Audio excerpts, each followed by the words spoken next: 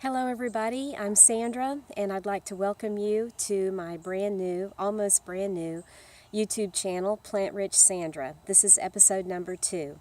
And my plan is to take the message that I have today and split it into 4 different episodes 2, 3, 4, and 5, mainly because I'm not sure my little phone will hold out for everything I want to say all at the same time. And I have broken my little presentation down into 4 different parts. Being a teacher, I like to chunk things, and it's going to hopefully make it easier to remember having it that way. So today, right now, with episode 2, I'm going to talk about emotional overeating, emotional eating, which I call unauthorized eating, and I'll explain that in a minute. And episode 3 next is going to be on what is the difference between emotional hunger versus actual physical hunger. Episode 4, part 3, is going to be what are the reasons that we actually do overeat, or that we go off of our plan that we have and eat for emotional reasons. What are some of those reasons? And then the final part 4 of this, which will be officially episode 5 of my brand new YouTube channel, is going to be some tips that I've collected, which I call coping tools that you can put into your toolbox, your mental toolbox, to help you overcome when you feel overwhelmed with an urge to eat something that isn't in your plan, or to eat at a time that isn't in your plan, or to eat more of something that your plan has dictated should be a smaller amount than what you end up eating. So those are the 4 parts to this little series that I have prepared that I would like to talk about. So first, right now, here on episode 2, I want to confess some relatively recent times in my life when I have gone off plan unintentionally, and to give the reasons why. And these will be the setup for the remaining 3 parts to this. So first of all, I'd like to talk about a day that my granddaughter, Serenity, and I went to Legoland last year. And ever since I became a nutritarian, from the very beginning, when I've had a day when I've had to go off for the entire day, I would pack my food in. And even, I started October 27th as a nutritarian of 2015. And the very next month, within 2 weeks, I took my students on a field trip to Epcot, and it was during their wine and cheese festival, and so I had to deal with that, and I even went out and bought a special backpack just to be able to take my own food in. And I had it packed with lots of fruits and vegetables for the day, and I had things insulated in there, and I was at the time very, very motivated, so it was not an issue for me. My colleagues that were there with me, that I hung out with during the day, enjoyed the different things there that day, going from kiosk to kiosk, and each time I would just pull out one of my own bags of raw veggies and eat that. And I really felt no temptation, no desire to eat, because at the time I had a different motivation in my life, a very strong motivation to stick to eat to live, to stick to the plan, and so it wasn't an issue. But packing the food can be sometimes a hassle. So I've done it many times, but one day my granddaughter and I were planning our regular trip to Legoland. And the night before, I was dog tired. I did not feel like prepping my veggies, packing my bag, making sure I had the frozen things that I was going to put into the backpack. And I thought, today I'm just going to live off the land, no pun intended for Legoland, but I am going to wing it. I'm going to just make wise choices while I'm there and not take anything with me, and just fly free and have nothing but my little fanny pack and Siri and I holding hands, and not have my heavy backpack. And I already knew that there was one restaurant that I wanted to have lunch at, and maybe even dinner at the same restaurant. I had peeked through the window of this restaurant at what I thought was a beautiful buffet bar in there, and so I waited for Siri to say when she was hungry. She is not hungry in the mornings, so I was just waiting for her to say. That was my first mistake. I waited too late. It was around 12 when she, or 12:30 when she finally said, okay, I'm getting hungry. So at that point, I was ravenous, and since I had no idea what intermittent fasting was at the time or water fasting, I was not prepared to be hungry. I have not spent a lot of time as a nutritarian feeling hunger. So that was an uncomfortable sensation for me to be at Legoland and to be experiencing hunger at 12:30 in the afternoon after I had eaten breakfast way early in the morning before we drove down there. So we walked. I said, okay, well, here we go. So we walked up to that restaurant. It was not a buffet. That place that I was looking at was not. It was where they just had a bunch of Legos piled for kids to go play, and I did not see that's what it was. So we walked in, and they did have a type of a buffet, and they did have a salad, but there were 20 people waiting in line, and one person making salads, and 3 salads sitting there, and it was, I was like, and they were waiting on people ahead of other people, and it was a very frustrating moment for me. And I said, Siri, let's go somewhere else. So we started walking to the pizza and pasta restaurant, which I knew was a pizza pasta bar, and that they would have a salad. By then it was 1 o'clock. I was beyond hungry, and yes, I got her what she wanted on the pizza and pasta bar, and yes, I did make a salad for myself, but they had no dressing I could use. Their oil and vinegar was mixed, oil and vinegar mixed together, and I did not want the oil, and so I couldn't use that, and I couldn't find any sliced lemons anywhere, and I couldn't find an employee, and I lost it. I lost it. I was beyond hungry, beyond the point of no return. And in a moment of just sheer craziness, I said, you know what, never mind.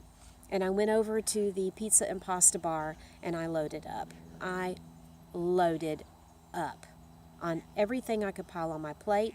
And even my little granddaughter, who was at the time maybe 3 or 4, even she saw that my plate was overloaded, and she's like, and so I sat there and ate it all, and without thinking, I went back up and I loaded a second plate up. I was beyond the point of being reasonable. And I went back up for the desserts, the cinnamon on the pizza dough, the cinnamon and sugar, etc. And so I just lost it there that day, and it was because I was too hungry and not prepared to be that hungry. I did try to get back on plan immediately after I did that. I knew that they served some sort of a vegan burger over at a burger place that they have there at Legoland. So I thought, well, we'll just go there for dinner. And I got their vegan burger, but the only sides that were available were yogurt and French fries. And so, it wasn't yogurt, it was something vegan that they offered with it, but neither of them were a nutritarian choice. And the burger was not a nutritarian choice, it was a vegan choice. Full of salt, it had black beans, but it was full of salt. And I ate it, it tasted terrible. To me at the time, I probably would think it would still taste terrible.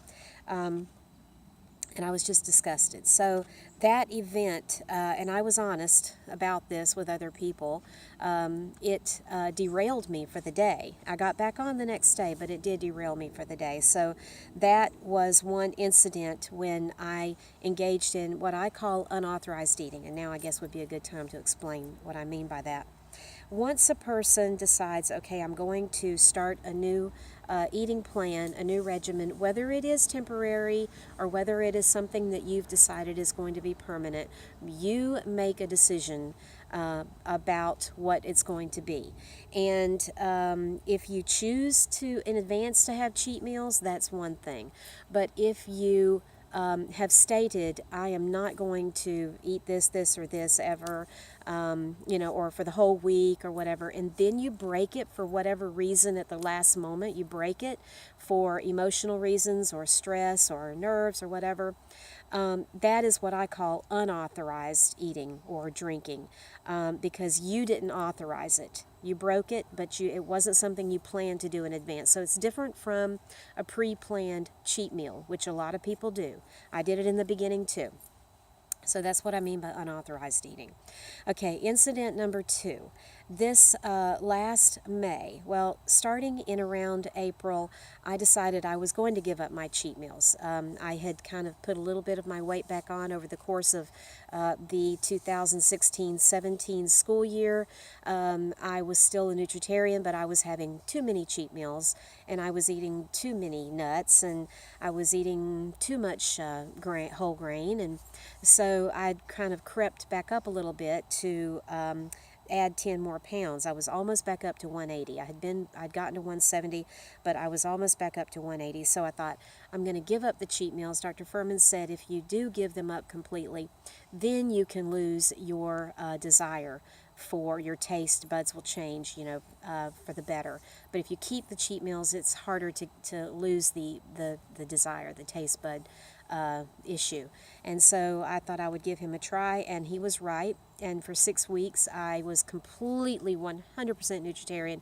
I was so proud of myself. And the opportunity came for me to go and hear him speak and to meet him and get my book signed. I had 2 books I took with me to get signed in Vegas at the Health, Healing, and Happiness conference, which is a vegan conference. He was there, though, as one of the guest speakers. So I thought, well, what am I going to do about food? Because I've been doing so well.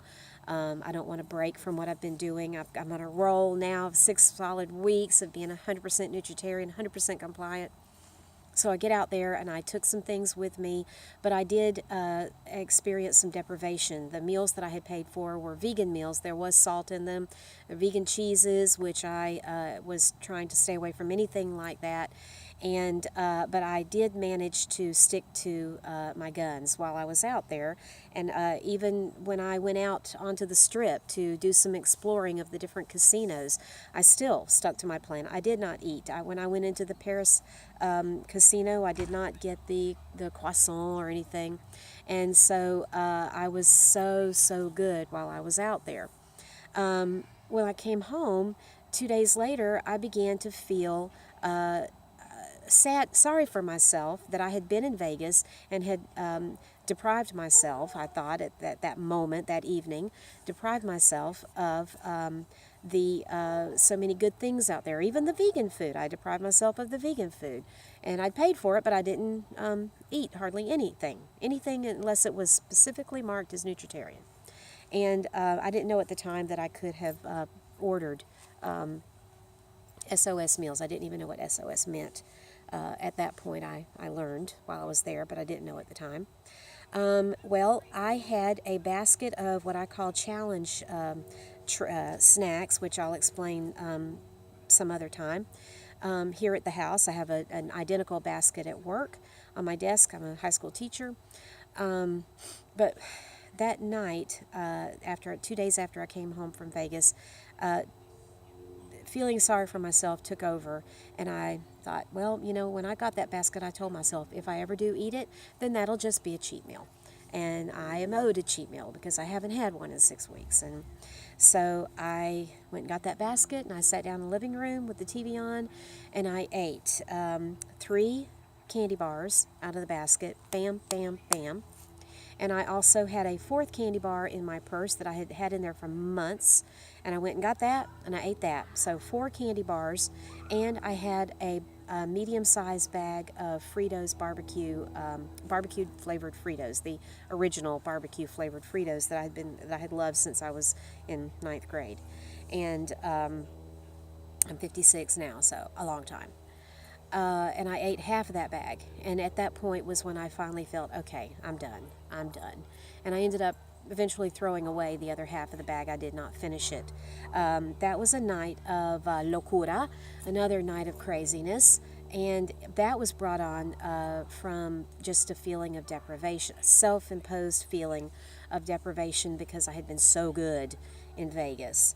Then the 3rd time was later that summer. I went on a cruise with my best friend, and I knew that there would be a salad bar on the ship, and there was. And for the most part, I planned to stick to my plan.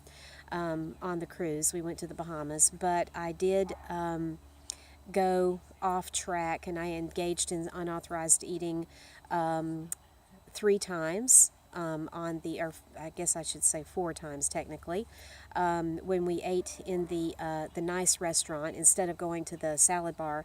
I did have the salmon, which I haven't had meat or seafood in a very long time, but I did have the salmon the 2 nights that we ate in the restaurant, along with some of the other things that they served that at those 2 meals. And then when we were in Bahamas for the day, I thought, well, I'm in the Bahamas. I'll regret this later. I need to experience some Bahamian food, and it wasn't all that good. The place we picked ended up not being all that good, and so it wasn't worth. What I did eat was not worth the calories, and for that. But so that was not planned. I was not going to do that, but I ended up doing that. And then another very recent time was after Hurricane Irma. I was great during Irma. I did pretty well. But after Irma, we were out of power here for a week. And we could not stay, my son and I could not stay in our house because we still had it boarded, so we couldn't open windows to let in fresh air because we took the screens off in order to board the house. And if we had tried to open a window, even with the boards on, we would have mosquitoes in the house. So we stayed. My mom was very nice to allow us to stay over next door, to continue to stay over there during the aftermath of Irma. We were all crowded in. Nobody was sleeping well at night because we were sleeping in the heat. We were struggling to try to keep our freezers running with generators. There was no gas anywhere. We were struggling with that. The yards were full of trash. It was too hot to work out in the yard and then go in. You couldn't go into air conditioning and cool off. The house was just as hot as it was outside. So everybody was very frustrated and very tired. And I had replaced my cheat meal candy bar with a Zero Bar, a jumbo one night, and a Dr. Pepper. And so it had been sitting for a month on my vanity, and one afternoon after Irma, I just had it. And I just went over there, and this was just stress. And I grabbed it, and I walked back over to my mother's house, and I went to the back of the house, and I hid on the back patio. And I sat there and slowly ate the Zero Bar and drank that hot Dr. Pepper or Mr. Pibb, whatever it was, one of those two. I didn't thoroughly enjoy it because my taste buds have changed, for the better, and I don't really want that anymore. I don't crave that anymore, but I was stressed. I could even hear them in the house. Where's Sandra? Where's Sandra? All of them. All of them were in the house, all 4 of them. And I didn't care. I did not want them to know where I was. I just needed a moment. And so that was the 4th incident. And the 5th time was recently after we had started back at work at school, and we were having a big meeting where county administrators were going to be there, school board members were going to be there, other teachers were there, students were there, parents were there, other stakeholders from the community were there, and we were doing our big state of the school presentation, and every department was asked to bring a specific item. The department was supposed to get together and each of them bring a little to cover items, and my department was asked to bring either fruit or vegetable trays for the event. So I emailed back, it was sent an email, and I emailed back, yes, I'll bring a veggie tray. I thought a veggie tray, fruit tray, I'll bring a tray. And I thought, okay, so I'm going to make a nutritarian dip and bring it, either a fruit dip or a vegetable dip, and that'll be my part, just a standard tray. And so 2 days later, our department head said, Sandra, I need to ask you, nobody else replied that they would bring anything, but they were all wondering, since you did volunteer, would you just go ahead and bring enough to represent our entire department, and everybody will reimburse you for your efforts, for your trouble. I'm like, okay. And so I thought, well, what am I going to do now? Now I have to bring something big. I need more than one. And I was just going to bring a little something, and I don't I don't really share my nutritarian food with other people for fear that they're not going to like it. And so here now I'm representing the whole nutritarian community, and I began to stress about it. And so 3 or 4 days before the event, I went out and I spent a pile of money on ingredients, and I'm going home and I'm trying this and that dressing, and of course I had all that dressing there, all the not dressing, the dips, and so I was nervous. Well, is this going to be spicy enough? And does this have enough flavor? And would a sad eater actually like this? Or am I going to be giving ETL a bad name? And oh my God, I was stressed about it. So I ate a lot of those dips that I made. I ended up not having time to even buy the fruits and vegetables to cut up. I was going to do that the day before, and I was too busy that Sunday afternoon. So I ended up ordering I knew I wasn't going to be able to do this, so I ordered a $50 vegetable tray from Walmart with Walmart's dressing dips, and I didn't, but I ate all of those. Almost all of the dips that I experimented with, the fruit dips and the veggie dips, which were very good, but I did not share them with anybody because I was stressed out that they would not like it and I would be giving ETL a bad name. Anyway, so then when Alicia from Eat to Live Daily contacted me and wanted me to do an interview, I was very excited about that. And I was trying to go back through my Facebook page from all the way back to the beginning to October of 2015, which is really hard to do, by the way, because that's where I've been keeping track of everything. I haven't been keeping a physical journal. I've been letting Facebook keep me accountable. That's why I started talking about it to begin with, the first place. And so I was worried, am I going to know what to say? Am I going to get my history right?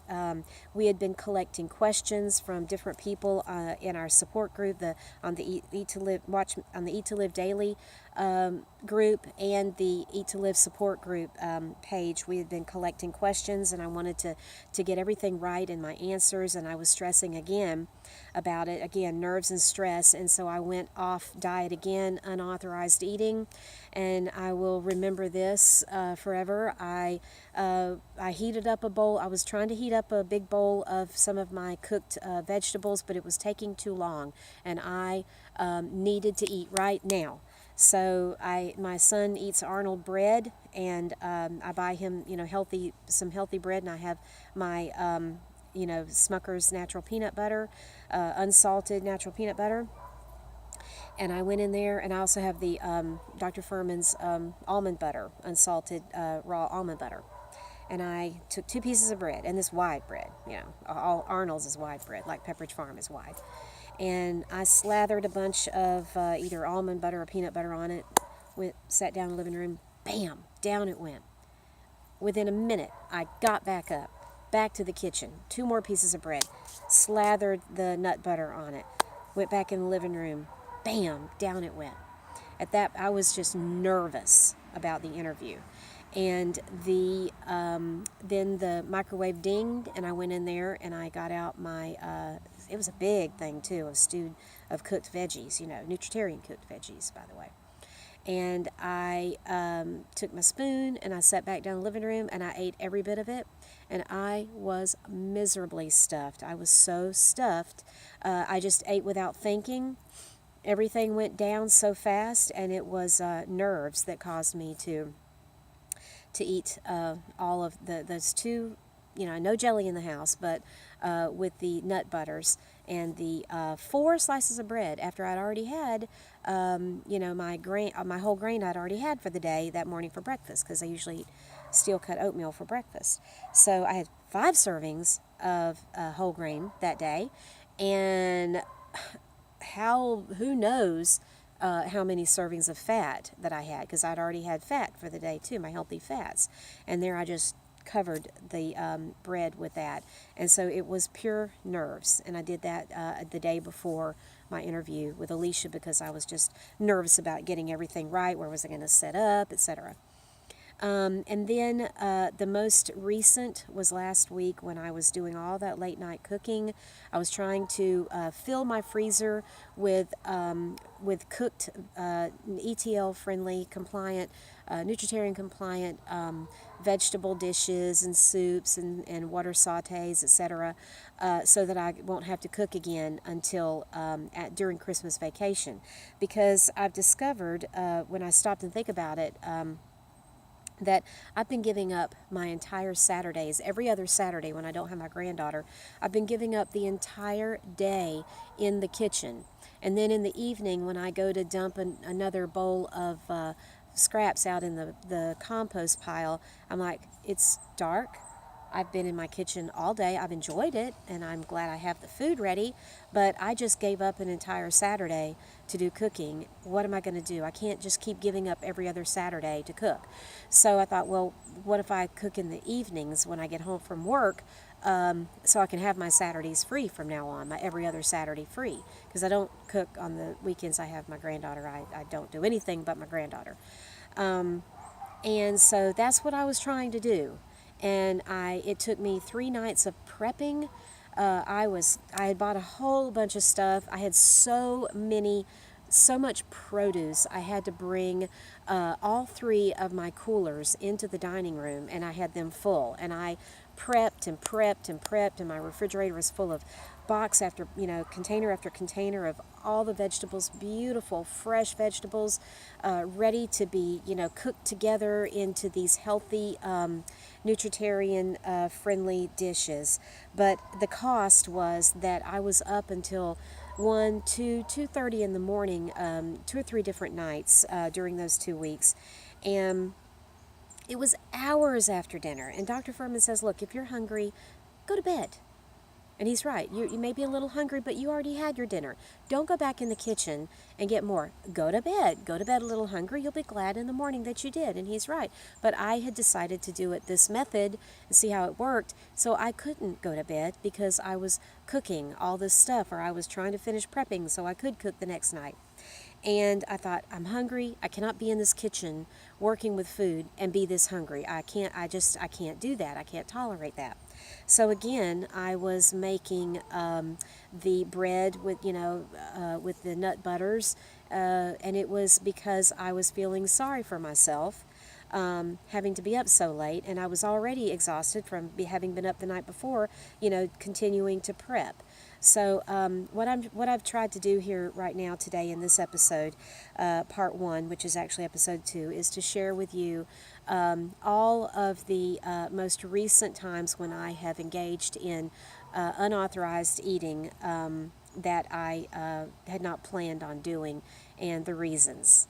So I'm going to stop here for this part 1, episode 2, and pick up with the second episode. I hope I haven't lost you with my rambling, but I know for a fact that a lot of you have seen yourself in some of the things that I just shared with you, that you're like, yep, I've done that. And in the next 3 parts to this series, I'm hoping that I can bring you a little hope and some ideas on things that you could implement that will help you understand it better, and then will help you implement tools that will keep you from doing it so much, if maybe ever at all. Again, you never know, in the future. So again, thank you for your time, and we'll talk to you again soon. Bye-bye.